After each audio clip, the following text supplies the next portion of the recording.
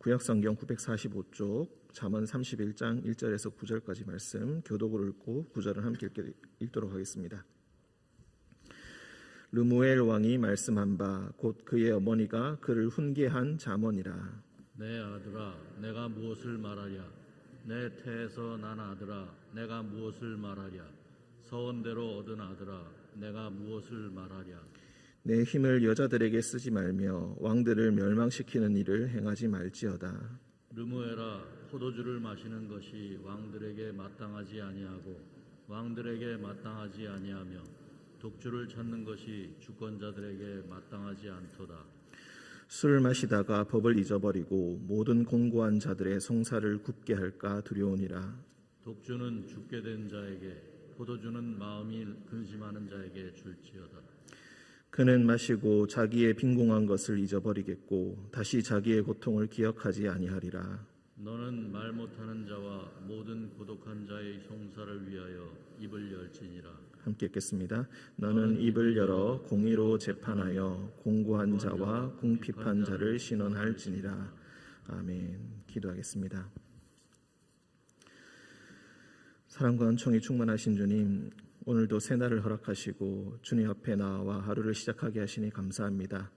주님의 말씀으로 우리의 어두운 마음을 밝히며 지혜의 말씀으로 우리의 우둔한 마음이 자극받을 때에 주님의 말씀을 따르고자 하는 용기와 헌신된 마음을 주님께서 허락하여 주시고 오늘도 주님의 뜻을 따라 살아갈 때에 주님께서 주시는 기쁨과 은혜의 시간을 은혜의 하루를 누릴 수 있도록 주님 우리와 함께 동행하여 주옵소서. 주님 우리 가운데 말 못할 사정으로 또는 마음의 고통으로 주님 앞에 나아오지 못하는 형제 자매들이 있사오니 주님께서 찾아가 주셔서 위로하여 주시고 그들의 손을 이끌어 다시 함께 주님께 예배드리는 기쁨이 있게 하여 주옵소서. 주님 최계순 권사님 새벽 예배 다시 드리게 하심을 감사드립니다. 주님께 헌금 드렸사오니 주님께서 기억하시고 복을 베풀어 주옵소서. 거룩하신 예수님의 이름으로 기도드립니다. 아멘.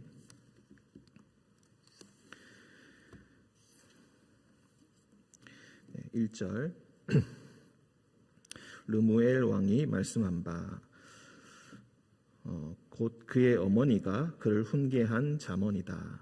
그래서 1절부터 9절까지 보통 1절부터 9절까지를 그렇게 봅니다. 르무엘 왕이라는 사람이 있는데 이 왕은 구약 성경에도 나오지 않고 다른 곳에서도 나오지 않는 그런 왕이라서 누군지는 정확하게 알 수가 없는 사람입니다. 르무엘이란 뜻은 하나님께 속하다라는 뜻이 있습니다. 하나님을 위한다라는 뜻이 있습니다. 이 르무엘 왕이 그의 어머니께서 그러니까 르무엘 왕의 어머니가 이 왕에게 준 잠언이다. 그런데 이 시대에 아버지가 아들에게 준 잠언은 많이 있지만 어머니가 그를 훈계한 잠언은 사실상 유래를 찾아보기 힘든 그런 아주 독특한 것입니다. 어머니가 사실 왕이 아닌데 그의 아버지는 이전에 왕이었을 테니 아버지가 아들에게 왕이 되거든 이렇게 행하여라 라는 것은 많이 있지만 어머니가 이렇게 이야기하는 것은 참으로 드문 것입니다. 그의 어머니가 그를 훈계하였다. 2절 내 아들아 내가 무엇을 말하랴. 내가 무엇을 말하랴 라는 말이 지금 3번 반복되고 있습니다. 내 태에서 난 아들아 서원대로 얻은 아들아 라고 해서 그 아들을 하나님께 서원하고 기도로 얻은 아들이다 라는 것을 강조하고 있습니다.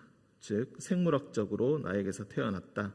정서적으로 우리는 어머니와 아들 관계를 맺고 있는 것뿐만이 아니라 기도로 하나님께 얻었다라는 영적인 연대성도 지금 강조되어서 나타나고 있습니다. 우리의 자녀들은 하나님께서 주신 열매다.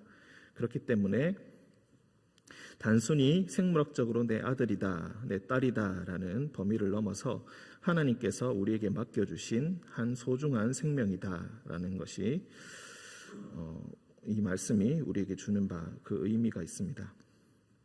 자녀들을 교육하고 자녀들을 양육할 때에 꼭 아들, 딸뿐만이 아니라 자기의 손자들까지도 기도로서 함께 양육해야 됨을 우리에게 가르쳐주고 있습니다. 어머니는 이렇게 3번 고민하면서 아들에게 잠언을 주고 있습니다.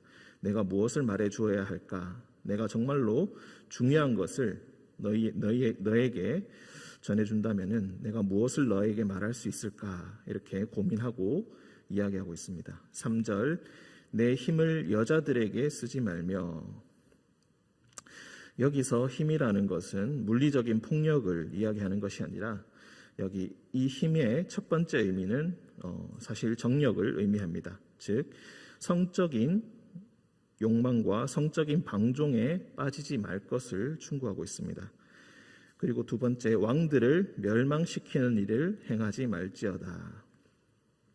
왕의 위치에서 많은 여자들을, 많은 첩들을 거느리다 보면은 서로 분쟁이 일어나게 되고 시기 질투가 일어나게 되어서 이것이 결국 정치에도 영향을 미칠 수 있게 된다. 그래서 국제적인 분쟁이 일어나게 되고 그런 단순한 시기와 질투에서 시작된 일들이 결국 나라와 국제관계에도 큰 영향을 끼치게 된다. 그래서 왕들을 멸망시키기 위해서 전쟁을 일으키게 되고 싸움을 일으키게 된다. 현명한 판단을 하지 못하게 된다. 우리가 잘 아시다시피 솔로몬은 지혜의 왕이었습니다. 하지만 물론 솔로몬은 성적인 욕망이라든지 그런 의미보다는 국제적인 관계를 위해서 많은 아내들을 거느리게 되었고 많은 주변의 나라들의 공주를 자신의 아내로 맞아들이게 되었지만 그것이 결국 분쟁의 원인이 되어서 나중에는 성전에 우상들이 들어오게 되고 그것이 솔로몬의 몰락을 부추기게 되는 일이 일어나게 됩니다. 그리고 결국 나라가 반으로 쪼개지는, 북과 남으로 갈라지는 그런 결과를 초래하게 되었습니다.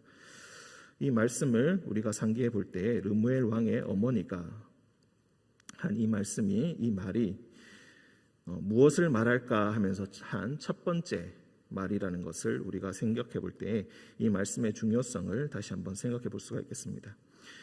두 번째, 어머니가 아들에게 충고하는 것. 두 번째는 바로 술을 마시지 않는 것입니다. 르무엘아 4절, 포도주를 마시는 것이 왕들에게 마땅하지 아니하고 왕들에게 마땅하지 아니하며. 왕들에게 마땅하지 아니하다. 그리고 세 번째, 독주를 찾는 것이 주권자들에게 마땅하지 않도다라고 해서 왕에게 마땅하지 않다라는 말이 3번 반복되어서 나옵니다. 가장 중요한 것을 이야기할 때 이렇게 3번씩 반복해서 이야기하는 어법이 성경에 자주 나오곤 합니다. 포도주와 독주를 마시는 것이 왕에게 적합하지 않다라는 것을 지금 크게 강조하고 있습니다. 사실상 일국의 왕이 술을 마시지 않는다, 금주한다라는 것은 실질적으로는 굉장히 힘든 일이고 거의 불가능한 일에 가깝다고 볼 수가 있겠습니다. 하지만 왜 이렇게 술을 마시지 말라라고 어머니는 충고하는가? 그 이유가 5절, 술을 마시다가 법을 잊어버리고 모든 공고한 자들의 송사를 굽게 할까 두려우니라. 술은 긍정적인 측면도 있고 좋은 측면도 있지만 그 술을 지나치게 마시게 되면, 많이 마시게 되면 결국 자신이 행해야 할 바, 즉 왕으로서 해야 할 역할의 본질을 잊어버리게 된다. 왕으로서 해야 할 가장 중요한 일은 무엇입니까? 법을 기억하고 법에 따라 공정하게 판단하여서 모든 공고한 자들의 송사를 굽게 하지 않아야 된다. 이것이 가장 핵심입니다.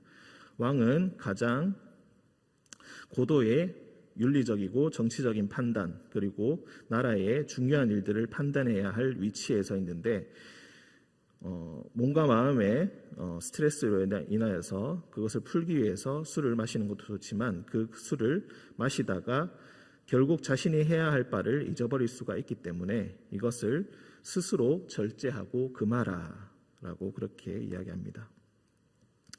6절, 독주는 죽게 된 자에게, 포도주는 마음에 근심하는 자에게 줄지어다. 그는 마시고 자기의 빈궁한 것을 잊어버리겠고 다시 자기의 고통을 기억하지 아니하리라.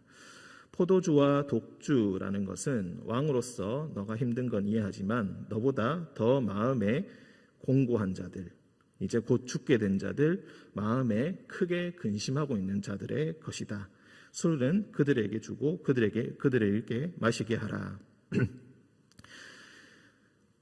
예수님께서 십자가에 달리셨을 때 그 고통을 잊게 해주겠다고 사람들이 달려와서 쓸개 탄 포도주를 준 바 있다는 것을 우리가 기억하고 있을 것입니다. 그것처럼 죽게 된 자에게, 마음에 근심하는 자에게 그것을 주어라. 때로는 이 해석 자체가 6절과 7절 자체가 조금은 이해되지 않는 측면도 있을 것입니다. 술을 마신다고 해서 자신의 문제가 해결되지는 않습니다. 빈궁한 것이 해결되지 않고 고통도 잠시 잊어버릴 수 있게 되지만 결국 다시 기억을 나게 할 것이다. 그렇기 때문에 6절과 7절을 이렇게 해석하기도 합니다. 왕으로서 마치 죽게 된 자처럼, 그러니까 마음의 고통으로 인하여서, 마음의 근심으로 인하여서, 마음의 방황으로 인하여서 죽게 된 자, 마음에 근심하는 자처럼 술을 마시지 말아라. 왕은 그런 위치가 아니라 왕은 모든 공고한 자들을 살려야 하는 위치에 있기 때문에 그런 사람들이 억울한 죽음을 당하지 않게 하기 위해서 너는 술을 마시지 않아야 한다. 즉 그것을 왕으로서 술을 마시지 말라는 말을 강조하기 위해서 6절과 7절을 덧붙였다. 진짜로 마음에 근심하는 자에게 술을 주어야 한다라는 단순한 의미가 아니라 그것을 강조하고 있다라고 이렇게 해석하기도 합니다. 8절 너는 말 못하는 자와 모든 고독한 자의 송사를 위하여 입을 열지니라. 8절에 입을 열다, 9절에 너는 입을 열어 라고 해서 입을 열다라는 말이 2번 반복되어서 나옵니다. 왕은 언제 입을 열어야 하는가? 여인들을 위해서 입을 여는 것이 아니라, 포도주와 독주를 마시기 위해서 입을 여는 것이 아니라 말 못하는 자와 모든 고독한 자의 송사를 위하여서, 공의로 재판하기 위해서 입을 열어야 한다. 역시 5절과 똑같이 공정한 재판을 강조하고 있습니다. 말 못하는 자, 말을 제대로 잘 하지 못하는 사람들이 있습니다. 그리고 너무나 약한 위치에 있기 때문에, 또는 배우지 못했기 때문에 법정에서 말 못하는 자들이 많이 있습니다. 그리고 친구가 없어서, 억울하게 도와줄 사람이 없어서, 그를 변호해 줄 만한 사람이 없어서 고독한 사람들이 있습니다. 이렇게 법정에서 어떤 사람이 억울하게 되는 일들이 일어나게 되고 그런 송사가 일어나게 되었을 때 너는 그 사람들을 위해서도 공정하게 재판을 행할 수가 있어야 한다. 말 못하고 가난하고 고독하다고 해서 무조건 그 사람들을 위해서 편을 들라는 것이 아니라 정의롭고 공정하게 제대로 재판할 수 있어야 한다. 너는 입을 열어 공의로 재판하여 곤고한 자와 궁핍한 자를 신원할 수 있어야 한다. 이 사람들이 6절과 7절의 의미를 다시 한번 생각해 볼 때에 자기의 빈궁한 것, 자신의 고독한 것, 그리고 억울한 그런 감정으로 인하여서 술을 마시고 술에 의지하지 않도록 너는 공평하게 재판을 행해야 할 것이다. 우리가 말씀을 한 군데만 찾아보겠습니다. 시편 72편 12절에서 14절 말씀. 시편 72편 12절 14절.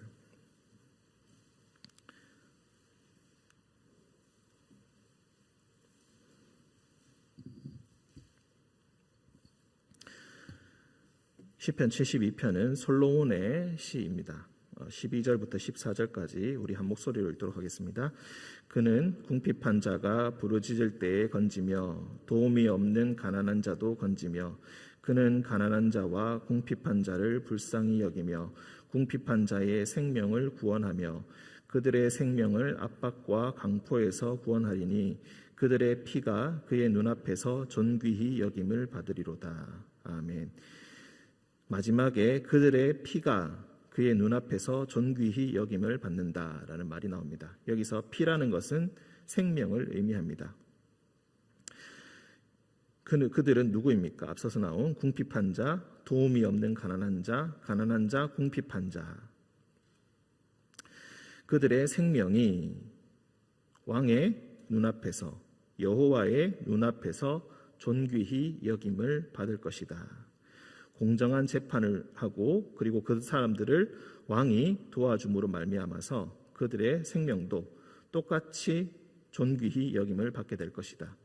궁핍하여서 도움을 주는 사람이 없어서 사람들이 그를 하찮게 여기고 그들의 생명에 의미가 없다, 그들의 삶이 보호받을 가치가 없다라고 주장한다 할지라도 왕은 그들을 공정히 재판함으로 말미암아서 그들의 생명이 그들의 삶을 존귀히 여김을 받게 할 줄 알아야 된다라고 강조하고 있습니다.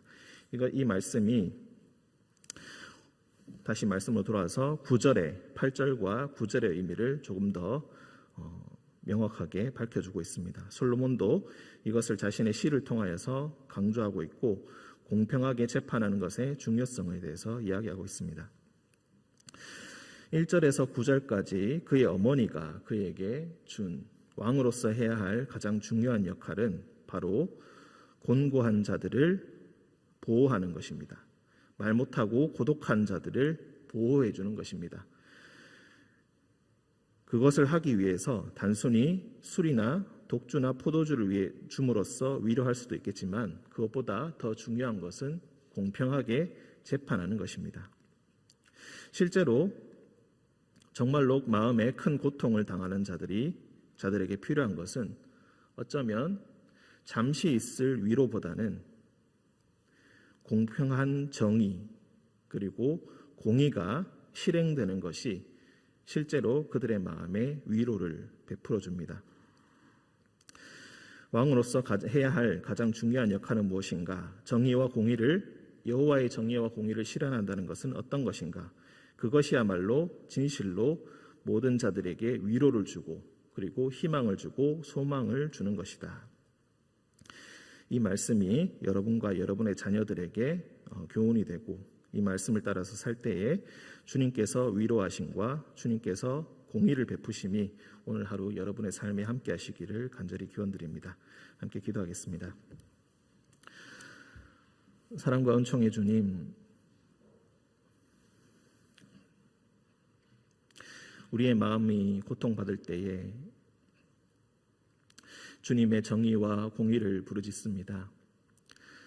포도주와 독주의 위로가 아니라 진정 공평함과 공정함 그리고 나의 말 못함과 나의 억울함을 들어주시는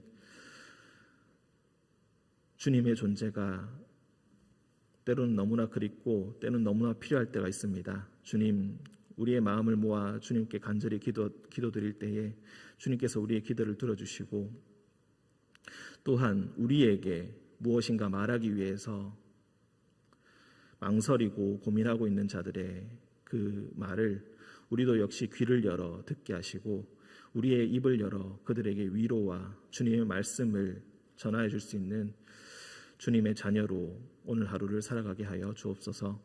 우리에게 말씀을 깨달을 수 있는 지혜를 주시고 그리고 남들의 말을 공정하게 그리고 속 깊게 들을 수 있는 여유와 지혜 또한 우리에게 허락하여 주옵소서.